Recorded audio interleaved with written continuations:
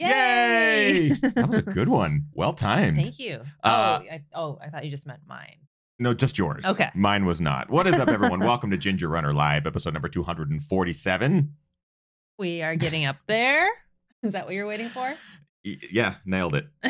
Only 246 practices. I think this was the one.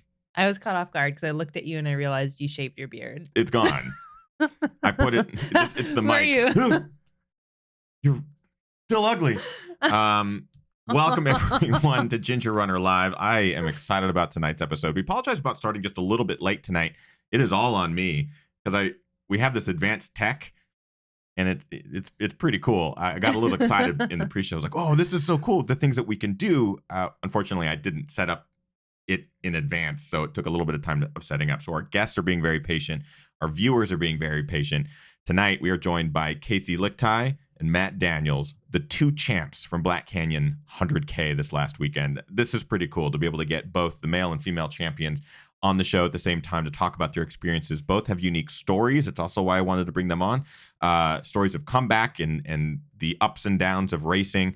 It's going to be really exciting because they both earned their golden tickets to the Western States 100 this year. And we're going to talk to them about what it took to get to Black Canyon and what it's going to take to get to Western States. Healthy, fit, and ready to go. So sit back, relax, everyone. Welcome to Ginger Runner Live, episode number 247. Show begins now.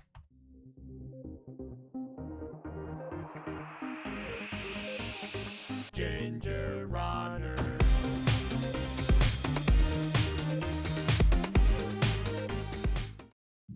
Yay! What is up, everyone? Welcome to Ginger Runner Live, episode number 247. Thank you for taking time out of your busy nights to spend a little bit of it with us. I realize I said nights, and I'm like, how many days is this show going to be? Thank you for spending the next 7 nights with us. It is going to be a long show. We have a lot of questions to get to.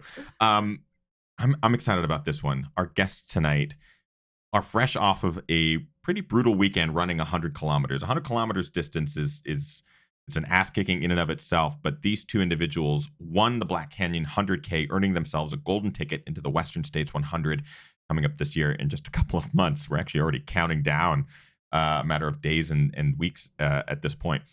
Kaci Lickteig and Matt Daniels are on the show tonight, and I can't wait to talk to them about the Black Canyon experience, what it was like to race there, win there, and then earn that ticket to Western States. It'll be Matt's first time there. It'll be Kaci's 20th time there, multiple time there. She's just a champion there and has rocked that race. So it'll be really cool to see these two unique runners show up and perform at Western States. Before we introduce our guests, of course, we have an additional person joining us tonight. She joins us every Monday. Hi. I always love your intro to me because it's like you're like working through the sentence in my head. I was like a last minute addition, and you're like, oh, whoa. Your beard is gone. Kim. As always, you guys, yes, I am here sitting beside Ethan. As always. As always. It's true. Just a reminder for our lovely people in the chat room, we are live. So if you guys have questions for Matt and Kaci, please pop them into the chat room. There's already a lot of questions coming in, a lot of people that were out running Black Canyon as well. Yes. That's one of the coolest things.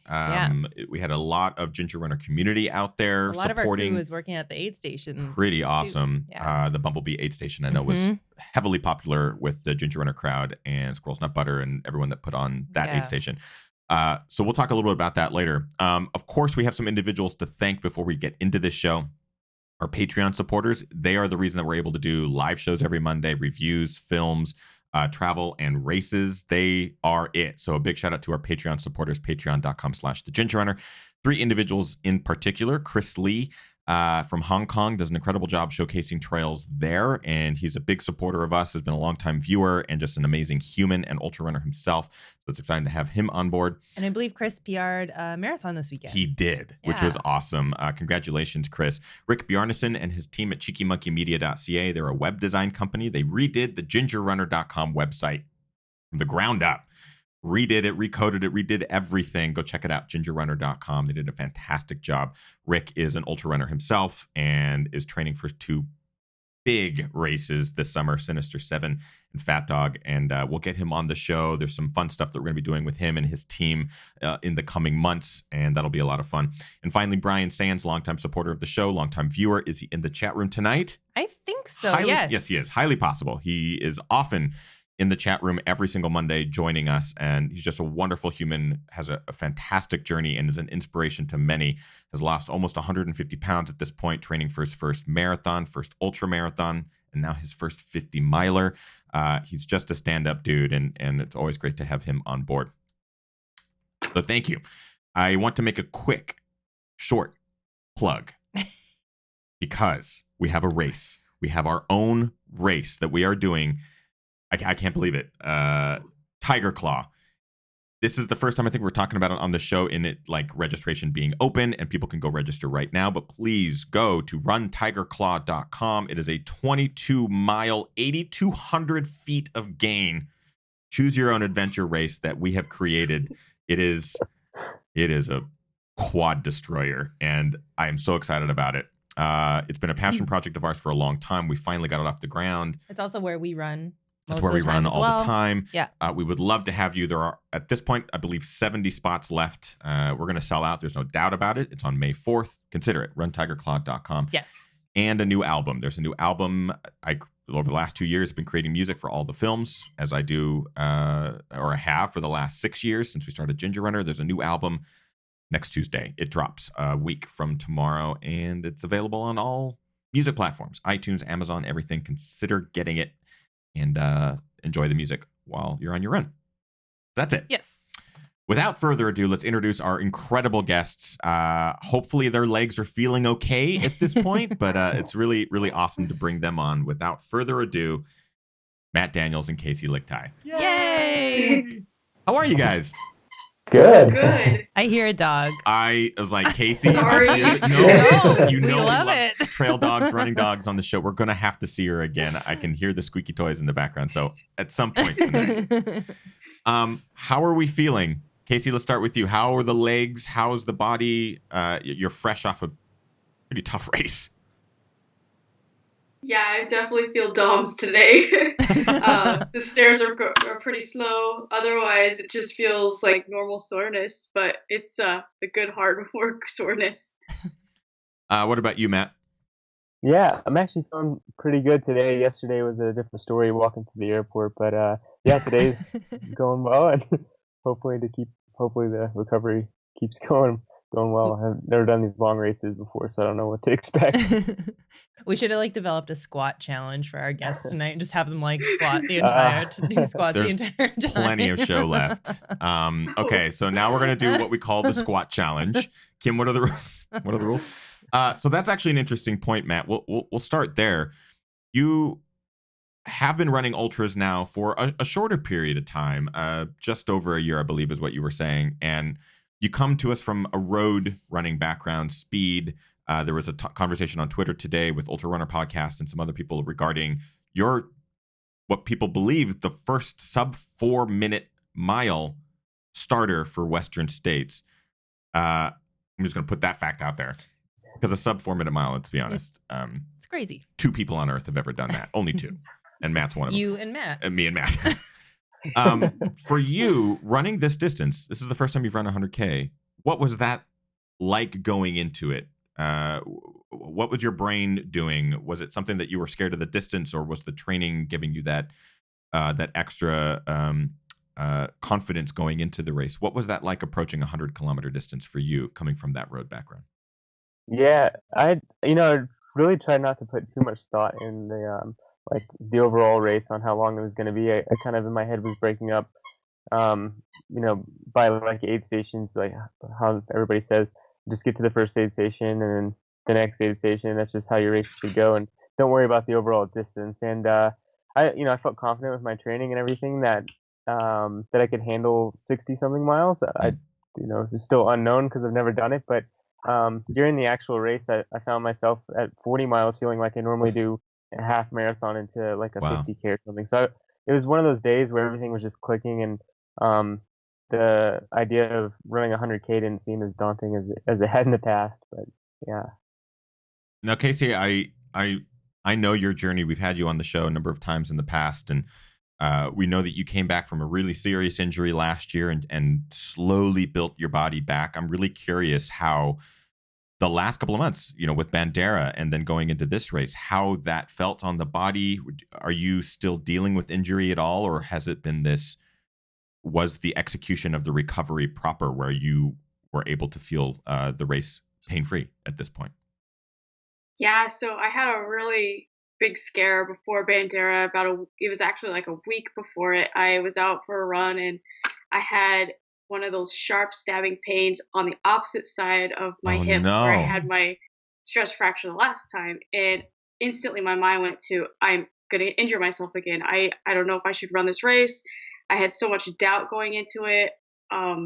It just really scared me. I had no confidence in myself. That was at Bandera? So, yeah, so toeing the line, I still was scared. And I was just like, you know what? If it's going to break, it's going to break. I'm going to find out now. I had already had my travel plans scheduled. So I ran the race and I could feel my hip, but it never got to that point where I was like, okay, this is a stress fracture or something. Hmm. And after that race, I recovered after a couple weeks with other things. And I found out it was not even a stress fracture to even close to, but it was my glute and piriformis had gotten so tight, it was pulling on my adductors in that area. And so I found that out, got that all squared away. And that took 2 weeks after the race to figure that out. And then I built up in like the last 3 weeks to the race. And that was the first time I had the actual confidence in my body again. And it's been over a year. So this race put that confidence back that I'm not going to injure myself every time I run. So it's been a long year and I finally feel like I'm myself again. That's amazing. Because we've been following your journey pretty closely for the last year plus.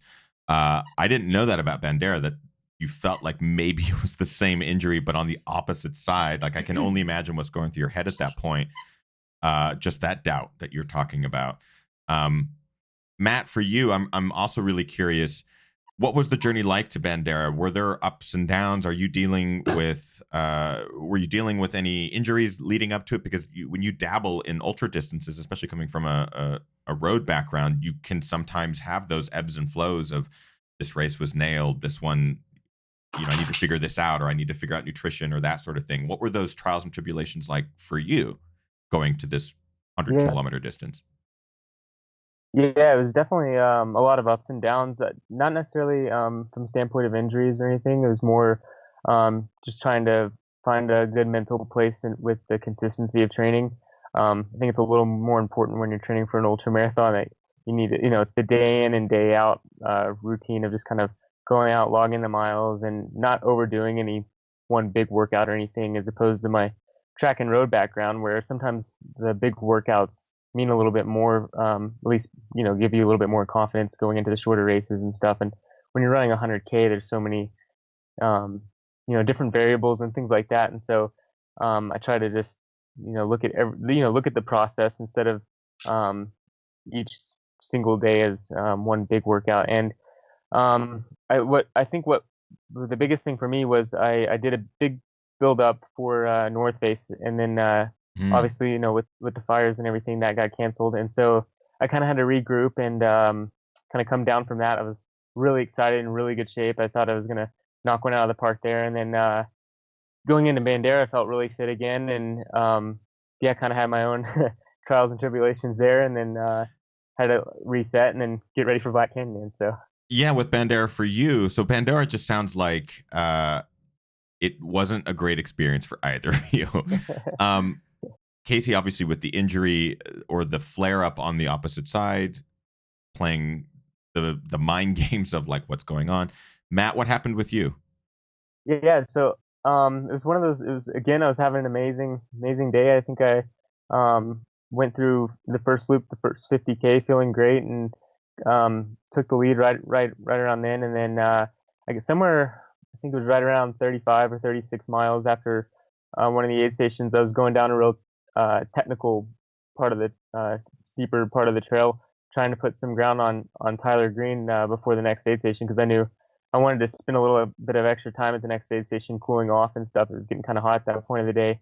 And just blazing down this trail, and there was another runner coming the opposite direction up the trail, and we didn't see each other until the last minute. And so to avoid hitting the other runner, I kind of stepped off on the embankment of the trail, and there was a big tree growing outside of the embankment, and just hit my head right on the tree, didn't see it at all, and knocked me out good. And I thought I was okay, stood up, and Tyler kind of helped me a little bit, and then I told him, keep going, man, like I'll be fine, and started jogging, and Chris Mako comes up, and then I immediately just started vomiting everywhere, and figured, okay, I got something wrong with me. And then the dizziness and all that started coming along, and kind of I hobbled my way to the next aid station, I think at mile 43, ended up pulling out there, I think with a concussion, and had some, like bad headaches and stuff for a couple of weeks and all that. But yeah, it was just kind of a freak accident. You don't expect a concussion in the middle of a 100K race. So Bandera takes no prisoners.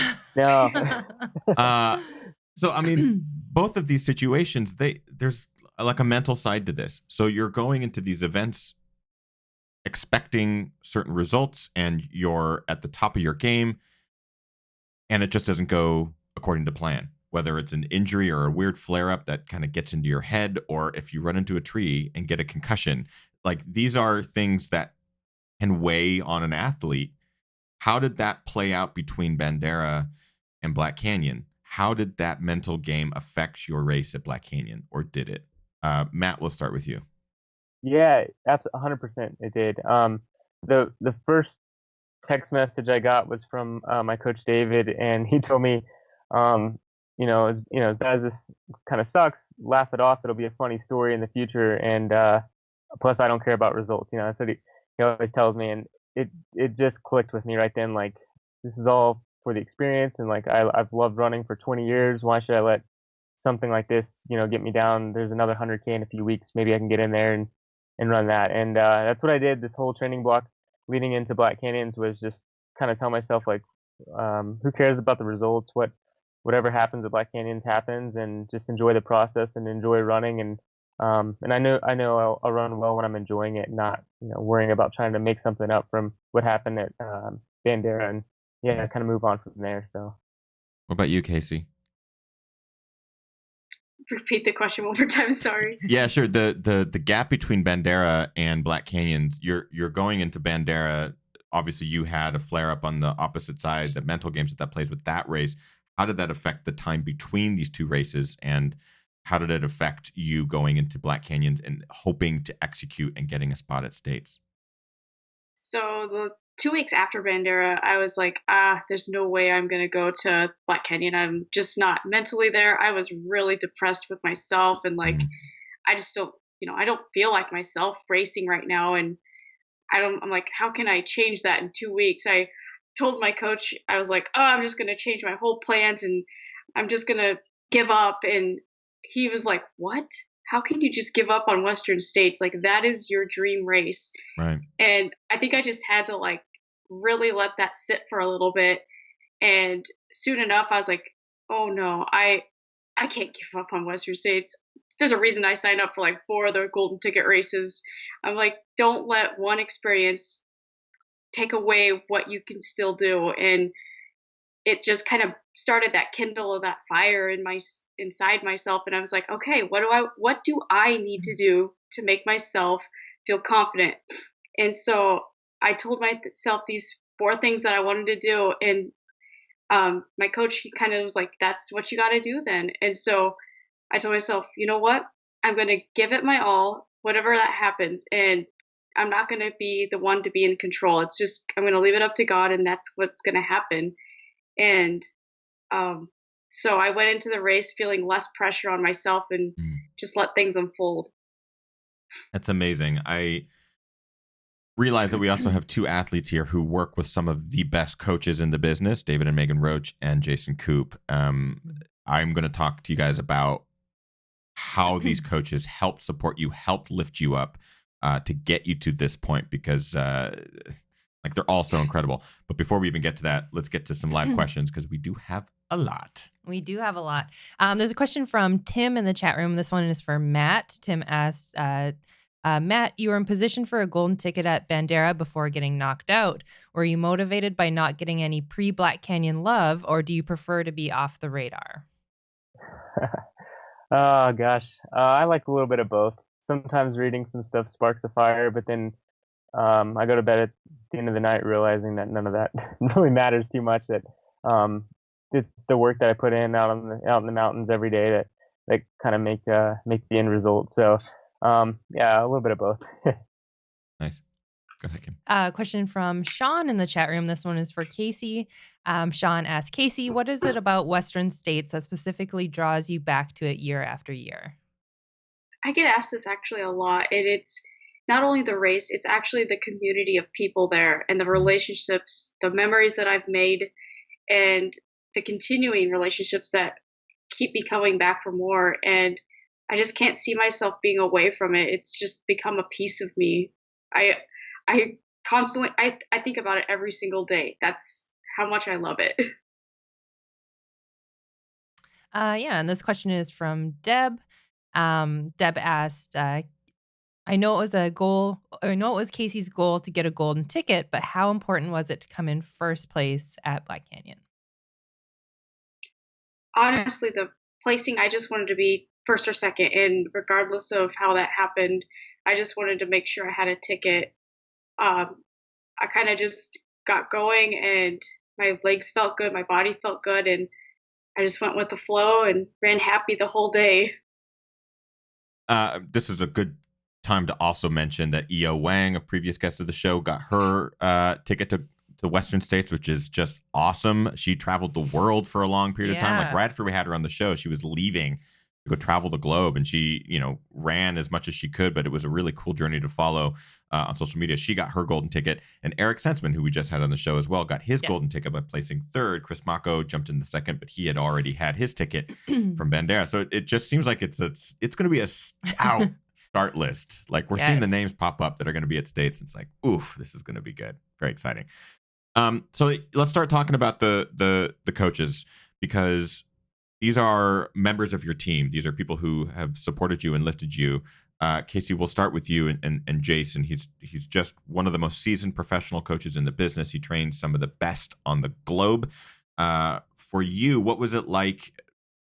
It seemed like he was very supportive, but what was that like, that support system getting into Black Canyon? And was he there to support you at the race? And what was that like? So he really talked me off the ledge when I finished Bandera. He's like, you know what? You have plenty of time. Just take your time. We got this many weeks. Just recover. Let yourself decide what you want to do next. And that's when I had all these irrational thoughts of, I'm just going to do sky racing and go to UTMB and forget about Western States. And he's like, whoa. Let's not get irrational here. Mia, stop. She's getting irrational. So yeah, he was so supportive. He goes, just let it sit for a little bit and we'll get you back to feeling better and you'll decide in a couple weeks. So he really helped me just be like, okay, what really matters to me? And I sat there and I thought about it and reflected on it.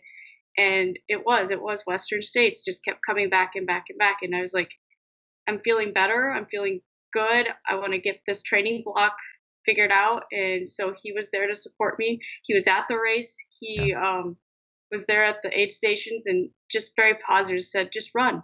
Just don't worry about it. Just run. And that's the kind of support I needed. And so that's he's always there for me, no matter what. Yeah, it's great seeing him at races. They're supporting his athletes, which is it's just such a cool thing. You're like, oh, are you out here racing, Jason, or are you going to run? He's like, no, I'm here to support whichever athlete it is that's racing. It's really neat to see. What was the plan going into Black Canyon? So did Jason give you a specific plan, or was it as simple as just run, follow your heart sort of thing? It was just go out there and do what Kaci does best and run your race and run happy. Don't put the stress on myself. And that's how I did that race. And that's how I run best. That's awesome. We'll get to more of Kaci's specifics on how the race played out here in just a second. But yeah, Matt, I'm also curious with the Roaches, how did they get you from Bandera, concussion, to Black Canyon? And what was the plan going into Black Canyon? Yeah. Gosh, it was pretty awesome month in between the two. Really, there wasn't a whole lot of talk about a plan for Black Canyon. It was similar to Casey. It was like just go out and enjoy the adventure and run. There was no pressure at all on it, mainly because I needed to finish 100K or a race longer than 50K. But also during that time, David and Megan had a lot of like book signings going on here in Boulder for their new book that came out, and so I couldn't help myself. Every single running store in Boulder had like their own book signing on a different week throughout the month, and so I went to every single one of them just because listening to them talk about the big picture and the overall kind of mental health and about our sport and everything helped me so much during the month in between the two because like as as much as I can say that it just clicked for me that like don't have to worry about results. Hearing them talk about it over and over every week made a big difference for me, as silly as that kind of sounds. And I think that just going to those every week, being around the community every week, not really thinking too much about results or what was going to happen in the future, and just kind of enjoying the process, made such a big difference going into Black Canyon more than anything. And of course, they were by my side through the whole thing, so it was awesome. Nice. Yeah. I want to break down Black Canyon then as a race and as an experience. Casey, this is obviously not your first time running this distance by any means. How did it compare to previous 100K races or 50-mile races? How did it compare for you? I love the course. I love that it was runnable, unlike Bandera. I was so happy not to see so many rocks in my life. So, um, one funny thing is that, or what maybe like not mind the mud or anything at the beginning was I talked to Sebastian before at the packet pickup, who was the youngest finisher. I believe he was 12, and he said he was so excited about getting in the mud, and that was the fun part. And if you're not having fun running trails and getting muddy, then why are you doing it? And so, I just kind of had that kind of attitude, like that joyful, just doing this because we love it. And so once I started, I was like, I'm just going to enjoy this day, whatever it brings, no matter what. I'm doing this. I'm healthy. My hip doesn't hurt, so I know I'm not injured. But this is why I love it, and I love the community that was out there. And so I just I started off and felt really, really strong and really good, and just was like, I'm just gonna do what I can do and run happy the whole day. And I was like, at Bandera, I wasn't drinking early, I wasn't eating often, and so I was like, I need to do that and change that now because this is a hot desert, and if I don't, I'm gonna be, probably in the pain cave pretty soon. So I drank and ate every 45 minutes, and so that I think alone, besides running my race, was what helped. Did you use it as practice? I mean, at this point, there had to have been at some point during the race where you're like, I'm in first place. This could potentially mean a golden ticket. Did you look at it as an opportunity to train the mind, the body going into this year's Western States, being able to go back and have all this training under your legs? Yeah, once I was in the lead, I was like, okay, well, I looked back and I was like, okay, I see I'm, a couple tenths ahead. And so I was just going to say to myself, how long can you take this lead and just run comfortably hard like you are, because you want this ticket and you want to make sure you get it. And you don't want to be running in second because then you're going to be constantly worried. Right. Third place is going to come up after me. So I told myself, run in first place as long as you can so you don't have that kind of that fear of getting somebody else to come and pass me at the end. So that's why I was like, I got to focus, stay in the lead as long as I can. Casey putting the hammer down, just not letting anyone catch her.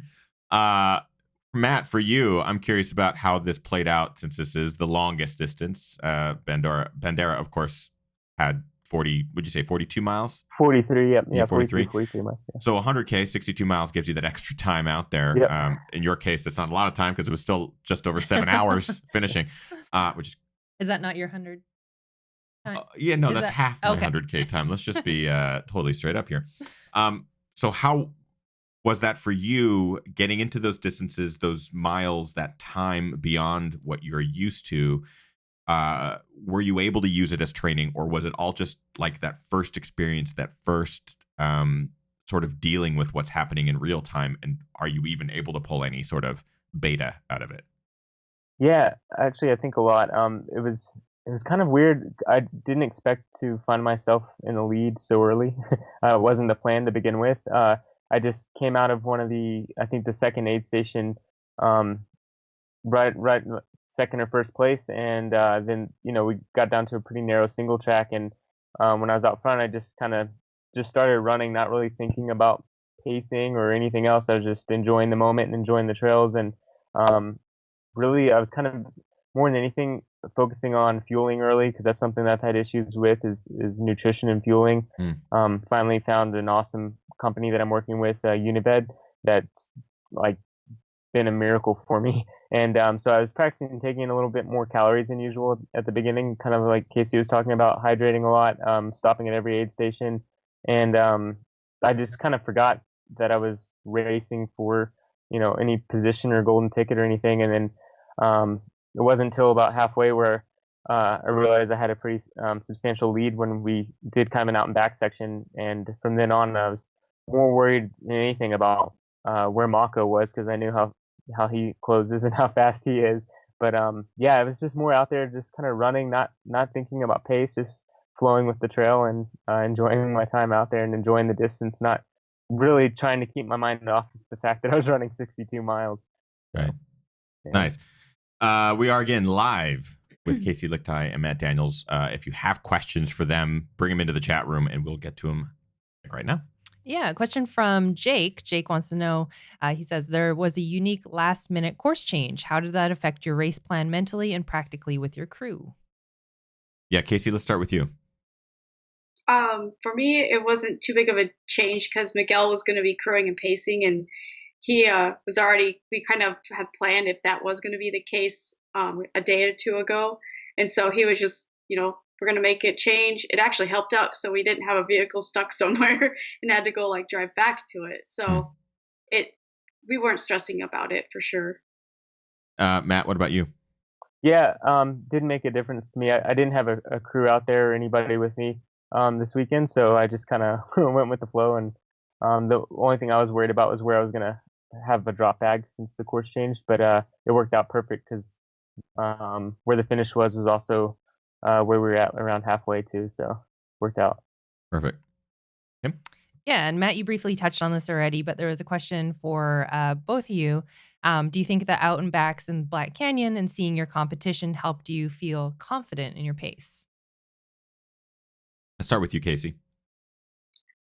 I actually loved that part because it was so fun and energizing to see the lead men, and then I could see where I was in regards to the other women, if I would needed to, increase my speed, stay the same, how I was feeling. I loved that part. It felt like a road race in a sense, because you get to see some people in out and backs, but I always love that part of it.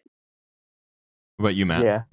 Yeah, it was very motivating. I was telling Kaci, I think over Twitter yesterday, I got chills in the middle of the race after I saw her on the out and back section, and she was cheering and just absolutely crushing everybody, and it was so cool to see that. We had actually met for the first time right before the race too, and kind of chatted a little bit about her time at Bandera and moving on here at Black Canyons and stuff, and so it was really cool to see that. And then just all the other runners too, and all the encouraging words, and just the back and forth chatter.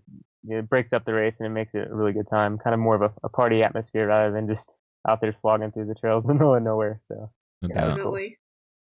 This is another reason why I like both of you, and why I always get excited, Kaci, because I've known you now for a number of years, and I love watching you race, is because I know that you train on flat terrain. We've talked about it with you on the show a number of times.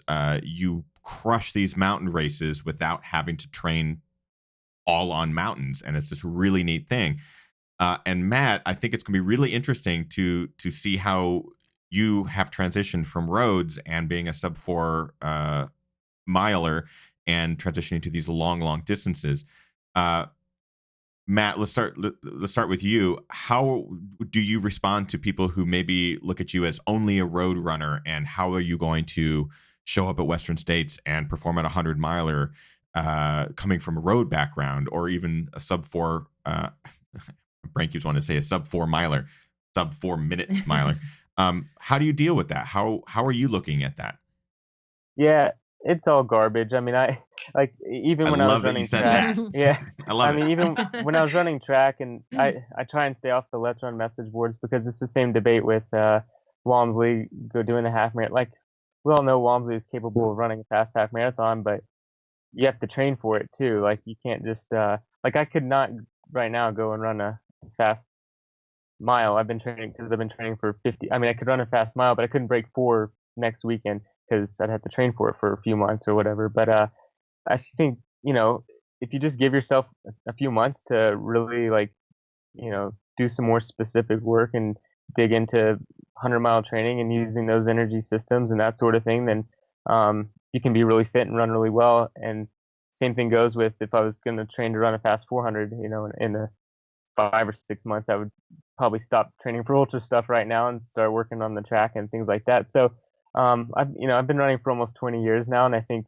once you have a certain amount of base, it's a little easier to move up and down in distance and have success that way. But right now my focus is the longer stuff in the trails, and I ran a sub 4-minute mile.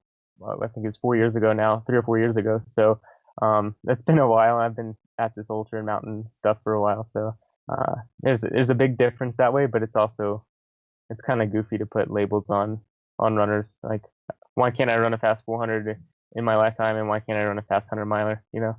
So. Yeah, I love that you just said it's garbage, because we read this stuff online. I'm like, why is this even part of the conversation? I remember, Kaci, when you were first crushing all these races and joining the scene, and people were like, she doesn't even train on mountains. Like, this is like trying to call out controversy on it. And I'm like, this is garbage. She's just crushing it. Like, you don't need mountains to train. It's just that conversation. I love that you said that, Matt. Let me transition that question into Kaci. Do you have any advice for Matt going into this long distance, going into Western States, since you have experience there? Do you have any advice for Matt, since it's going to be his first attempt at the distance and that event? If you can at all, get out on the course and definitely experience it, because it honestly doesn't start a race until after the river. And so make sure you're patient in the early part, because it's so much net downhill, and the canyons will eat people alive because it gets hot. So just listen to yourself and know that you can still be in like 20th place before the river, and you can still place top 10, or not even, you may even win. So as long as you stay patient and just know that the race is won after the river. Yeah, that's good advice. I definitely need to be talking to you more. I can't like just hit up Jim and be like, hey, give me some advice, man. I definitely probably have to give you a call and get some more advice leading into it. Yeah, there's certain runners that I'm like, the advice they'd give you is, oh man, just don't even start. Like, that's my advice. Like, don't even start. Hard. Go out hard. Make those first 30 count, dude. Next thing you know, you hit your head on a tree at mile 31 and the race is over. Kaci's one of the humans that is just so kind and generous that that advice was like as solid as it could possibly be. Let's get to a couple more live questions, and then we're gonna wrap it up and see what's next. Yeah, there's a question from Ryan. Ryan wants to know, do you guys still plan on running the other golden ticket races now that you have your golden tickets? That's a great question. Kaci, let's start with you. Right now I'm signed up for the canyons, and now that I have my golden ticket, I actually still maybe go to that just to get more experience on the course and just to be out on the Western States Trail, because that is the trail I love. So I probably will do that. If I didn't do that one, I'd go to Silver State again like I do, because I love that race. I love John Trent and the Silver Striders, so it's going to be a toss-up between those. What about you, Matt? Yeah, right now I'm signed up for Lake Sonoma in April. A lot's going to kind of depend on how well I recover and get back into training after this. And then my wife and I got married back in September, so we're finally getting to go on our honeymoon in March. And so a lot of it will kind of also depend on what kind of shape I'm in after the honeymoon, and all the travel from that. So, but right now, leaving it open. I'd love to be able to race, because it's going to be another loaded race with a lot of good competition, and it sounds like a fun time. So. There is it's not a golden ticket race, but there's this incredible race up here in Seattle called Tiger Claw. It will not be a great transition into Western States. It doesn't quite compute, but you're both invited. Awesome. I want to know what's going to happen between now and state. So you just mentioned like Lake Sonoma and maybe a couple other races like Silver Striders and stuff like that, John Trent. Is there a specific training plan that you have in place? Is it about taking as much recovery as possible? Is there a sharp build? Are you utilizing a base that you've already established? Or is there going to be a strategy to how the next few months play out? Because is Western States your A goal? That's kind of the end question that I really wanted to get to. Kaci, let's start with you. Western States is definitely an A race for me. I will go into it kind of similar to how I've done training in the past, but with some tweaks also, just because of learning from the past experiences. I will definitely go to the training camp over Memorial Weekend because I love that weekend, being on those trails. Nice. And then I will just kind of, do key training later down the road. Right now it's recovery and not getting to peak too soon now. It's just recovery, then start building that fitness back up. Nice. Matt, what about you? Yeah, so Western States, I'm going to go into it with the idea of it being an experience, and it's still really early for me I guess, to be honest, I wasn't expecting to be jumping into the 100 miles so quickly, but Sure. The same thing when I was on the roads. I didn't expect the Olympic trials being my first marathon either. So when you are given these opportunities, I feel like you have to take them. You don't know how long life's going to be, and so I definitely want to go into it prepared and ready to run well. But I'm not going to put all my eggs in one basket and say Western States 2019 is the end all, when I feel like I'm kind of just getting started, and I'd like 2 or 3 years from now to be to be a little bit of a bigger stage for me. But leading up to that, yeah, I'm gonna do probably the next few months, drop down and do a little bit more kind of speed oriented. I neglected that for the past few months, getting ready for these ultras, and work on my running efficiency and economy, and and then kind of enjoy the spring. And maybe Hayden Hawks and I talked about doing some sort of little training camp together in May, so we may do something like that, and then get ready for Western, do some heat training, and maybe even get into some snow and stuff. So I hear there's a lot of snowpack right now. So. It's deep. There's a high potential of a snow year, especially with the fact that snow's not letting up anytime soon. Because you both dabble in road, Matt, obviously you have a lot of experience in road racing. Kaci, I know that you still run road races from time to time and crush them. I love just seeing like, I ran a marathon this weekend and I won. It was so much fun. I'm like, Kaci, that just came out of nowhere. I feel like I know the answer with Kaci, but I'm curious with Matt. Is it now trails forever, or are you still looking to get some of that road technique in and varying distances and stuff like that? We'll start with Kaci, but we'll also ask this of Matt. So Kaci, do you still plan on going back to road, and do you have any road plans at all? I love doing road races. I still love them, and so I use those in my training. So that keeps my, like he said, getting back your speed, getting your foot speed, economy, efficiency back. So I definitely will continue to do both. I love them both. So but I just want to say something to Matt, is that, wow, you are wise beyond your years with this ultra running, because most people will be like, oh yeah, I'm going to go into Western States thinking I'm going to crush it. I'm going to, beat Jim Walmsley's time. You have the right mindset going into this of enjoying that experience, because it's so special and you want to enjoy that experience. Thank you. Yeah, thanks. Yeah, the last thing that we'd want to see is getting into states and then not being able to finish it, right? Like getting to the point where you blow up or something. And Matt, you definitely have that right mindset as someone who has never run Western States, but have lots of experience being there and crewing and stuff like that. That's solid mindset. Kaci could not be more right. So Matt, for you, is it now trails forever, or do you have another OTQ somewhere in you? Like, what's the plan? Oh man, I don't know. I'm pretty set on trails forever, but I say that, I'll probably, who knows, I may get the itch to try and get another OTQ. my wife just qualified for the Olympic trials down in Houston last month, and Awesome. Awesome. well, that was fun being out there supporting her. I also was like, I don't miss this at all, sort of thing. It was just the atmosphere. All that, I was just for whatever reason, I've fallen in love with the trails and the community, and I don't want to leave it.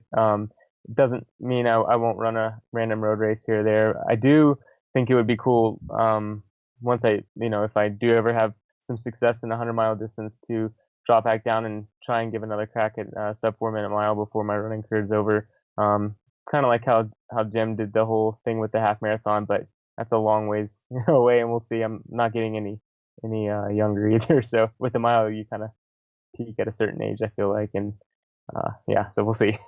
I mean, there's always the beer mile. There's always the denim mile. We can just make up whatever mile you want and just set the fastest known time on it.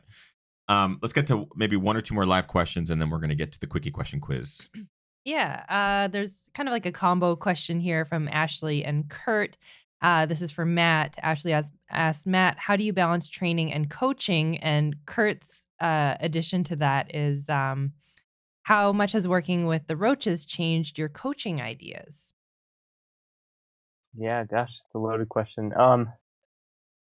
Well, working with the Roaches is, I don't want to say change the physiology too much. Physiology is physiology, and I think a lot of coaches have a very similar approach. But from a more kind of mental and positive mindset, just completely turned my world around and for the better. And I think just trying to instill that into most of my athletes has been key. I think you can't go into running and racing with a bad mindset ever, and you have to have your why, which David talks about a lot, and David and Megan talk a lot about in their books. And so yeah, I've tried to instill that a lot in my coaching.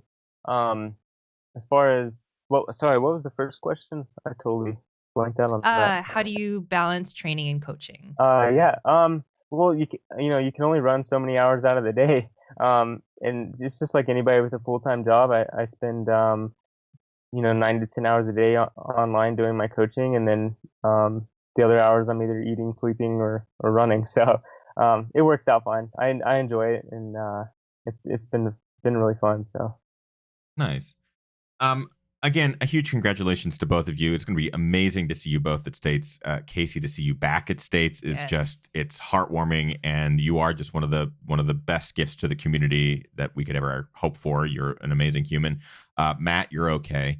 I'm just totally kidding. Matt, it's awesome to see you just crush it. And this was the first and last time he will agree to be on our show. That's like, dude, why'd you say that? It is awesome to meet you, Matt. You're obviously wise beyond your years. You've been at this running game for a long time, and we can't wait to see what you do at States.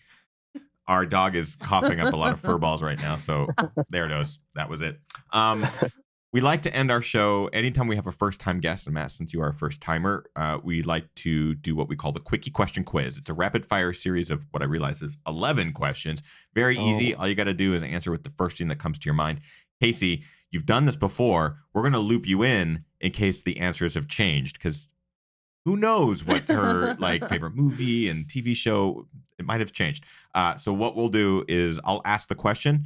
Matt, you'll answer first. Kaci, you'll answer second, and we'll just go just like that. When you're both ready, give me a thumbs up, and we'll just start. Great. Okay. What was your very first race? Penguin Waddle 2 mile. Shamrock Shuffle 2 mile. The waddle and the shuffle? The waddle and the shuffle? That's how I run now. Come full circle. Favorite place to run currently? Flatirons. Lake Zorinsky. Road or trails? This might be tough. Trails. Trails. It was very easy. Bucket list race. Ooh. Oh, man.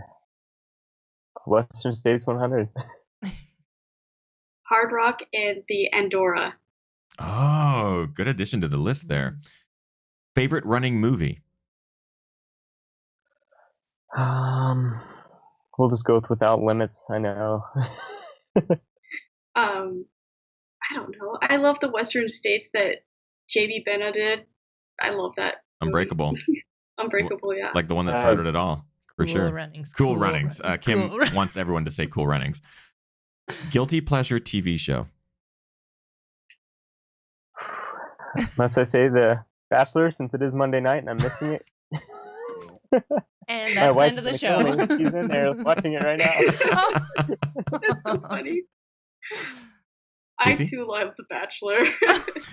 Like, I feel so bad because before the show, they were joking about like, oh yeah, we're missing The Bachelor. And I'm like, oh my God, I apologize that you have to miss The Bachelor because that is such better entertainment. I'm just thinking of another live show idea here. Yeah, we'll do another live show where we do watch The Bachelor. Favorite pre-race meal? Oh, pizza. Subway. Another Subway. I forgot about that. I forgot about that. I remember Casey's answer Yes. about this before, so she can find one anywhere you go. Anywhere you go, you can find a Subway, and it's consistent. Favorite post-race indulgence? Tacos. And beer. Gelato. Sorry, gelato. And finally, what did you run Black Canyon 100K in on your feet? What were your shoes? Nike Terra Tiger. The new ones? Not yet. Soon. The Hoka Torrent. Nice. Both very good choices. Both solid answers all the way around. Congratulations, you both passed the test. Yay! That is a fantastic episode with two wonderful guests, Kaci Lickteig and Matt Daniels, champions from the Black Canyon 100K, both earning their golden ticket to Western States 2019. It is going to be a fun race to follow. Before we close out the show, can you please remind people where they can find you on social media, where they can follow up if they have residual questions, stuff like that? Matt, or let's start. coaching services. Or coaching services or other things, anything that you want to promote. Matt, we'll start with you and then Kaci. Yeah, for coaching, you can find me on www.mattdanielsrunclub.com. You can also shoot me an email, mattdaniels480@gmail.com. And then Instagram and Twitter is mattdaniels480. Wait, Kaci? You can find me on Facebook, Kaci Lickteig, on Instagram. I always get these mixed up, at Ultra Runner Kaci, and then it's one of the same of Twitter. It all pops up when you search for Kaci Lickteig. Thank you to our incredible guests for joining us tonight. That is another Ginger Runner Live episode in the bag, episode number 247. Thank you guys so much for tuning in tonight live. If you would like to join us for our after show, we do this after every live show every Monday. You can do so by joining us at patreon.com/thegingerrunner. For as little as $1, you get access to all past after shows, current after shows, and then potentially future after shows as well. We do have a new segment on our show that we have been just loving. It is a moment for us to highlight and share experiences from our live viewers. We like to celebrate those who are accomplishing amazing things, those who watch the show, those who support the community, members of our community. We call it our Crew Member of the Week. This week, we actually are going to give the Crew Member of the Week award to a multitude of crew members because Black Canyon 100K had an incredible turnout of volunteers, and we had a large number of Ginger Runner viewers that were out there at the Bumblebee aid station helping refill water bottles, give nutrition. They were crewing each other. We had some viewers who were racing, and they had crew just built in because of this incredible community. It was a really neat thing to follow across social media. So today's Crew Members of the Week are all of those who were at Black Canyons that helped out, volunteered, crewed, paced, did whatever they could do to help those finish that race. It's amazing. Yeah, and just off the top of my head, and I might be missing people, but I'm going to list some that I can think of right now. Mandy, Andrew, Kim, Erica, Deb, Brian, Crispin, Andrea, and Chris. Brian and Kim. You got Kim? Yep. Big shout out to them, and we're most definitely missing a couple people because there was a good turnout. So, Crew Members of the Week, thank you so much for your service to help others out there. It is such a wonderful thing. So that ends our Ginger Runner Live tonight. Thank you so much, everybody. We'll hopefully see you in the after show in just a couple of seconds. We'll be joined, of course, by Kaci and Matt over at patreon.com/thegingerrunner. Register if you have not already for Tiger Claw, runtigerclaw.com, and new music next Tuesday. I think that is it. Am I forgetting anything? I think that's it. All right. Thanks, everyone. Get out there, train hard, race harder, and part of the hardest. I know I am. See you guys next week. Goodbye. Bye.